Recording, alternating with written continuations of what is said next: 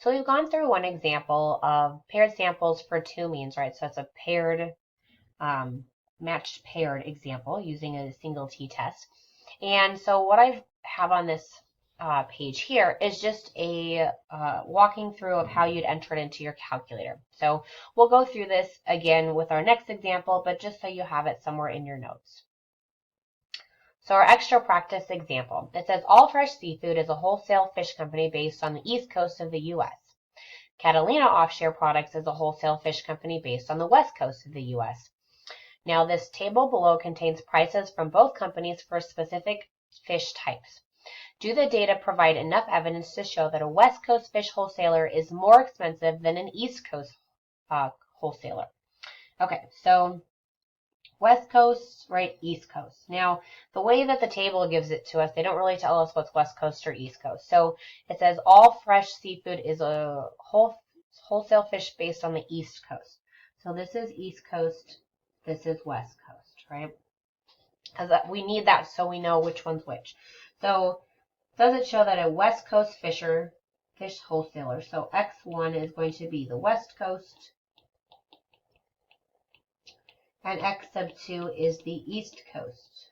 Okay, so if I'm looking at the differences here, right, between the West Coast minus the East Coast, so they're saying that the West Coast is more expensive than the East Coast. So more expensive,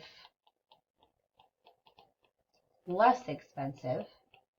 So if the first number is more expensive, right, minus a lesser number, the overall difference should be positive that we're looking at.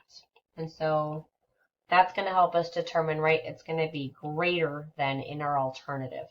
So my null, right, mu d is equal to 0, and the alternative would be that it's greater than 0, right? That difference there should be greater than 0. Okay, so x sub 1, right, this is L1 and this is L2. So we're going to enter that into our calculator. And from there, right, we should find our test statistic, our p-value. We can have the mean and the standard deviation, right? And then go there and actually go through and do our formal hypothesis test. So we hit stat, go into edit, and I have some stuff here from our other example, so I'll clear that out. That's usually the first thing I like to do. Just clear out the list so you don't have extra values in there that you forgot about. So clear that all out, get that nice and fresh. And now start entering in our data, right? So we're going to enter in the Catalina Offshore product prices into L1, and then we'll enter in the right East Coast into the other one. So I'll go through. Remember, after each value, you'll hit enter. And so do this sort of quickly, but making sure we're accurate here. It's always good to check your values as you're going through just to make sure you don't have a typo. So that's usually the area where we make the biggest mistake, is we just type in a wrong value or decimal. All right, so I have my last value here. So I'm done with this list, right? So now I'm going to arrow over and enter the same, right, the paired data with the East Coast. So $6, $19.99, $24.99, $9.99. And sometimes, right, they can be larger lists, smaller lists. So that's why a lot of times data is in like Excel spreadsheets or something. You can just enter it in to different programs and it will do the same thing for you. But we just have our calculator here, which is okay. It'll do the same thing. And then $29.99. Okay. All right, so now that I've entered in my data, right, we want to go to L3 and calculate the differences. So we want L1, so second 1, minus second 2, right? Calculate that. And remember, the overall idea is we want positive. And you can see there's some positive, but there's also some negative here, right? So we'll now go and do our t-tests. So stat button, over to tests. We want the t-test. We want the data. And this is saved from our previous example, so a lot of this won't have to change right? Mu naught is 0. List from L3, frequency is the same. Now we do want greater than, so we'll change that there and calculate. So our test statistic, right, standardized test statistic, 0.99. P-value, right, now looks like it's not going to be significant. That's quite large, 0.825, right? The mean, negative 2.45, and the standard deviation is 7 point, roughly 4, right? Okay.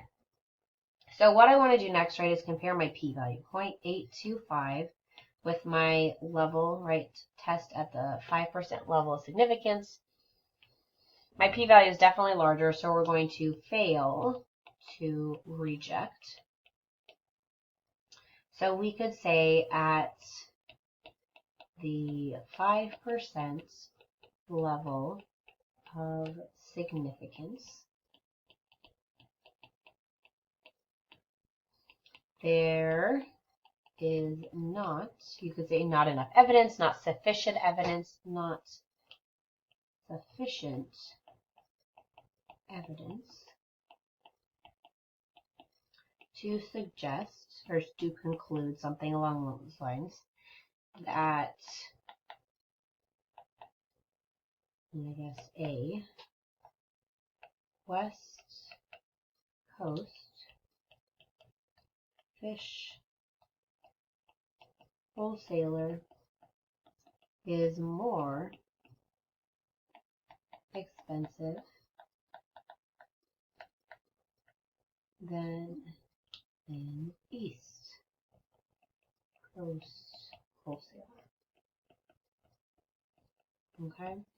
So biggest thing when you're looking at these types of questions is just to make sure you have told the reader what X1 and X2 is, because that's going to help determine what your alternative is going to look like. Is it, do we want a positive, negative? Maybe there's no difference, right? It could be two-tailed. But again, this is just another example when we have dependent samples and how we can go through and do a formal hypothesis test.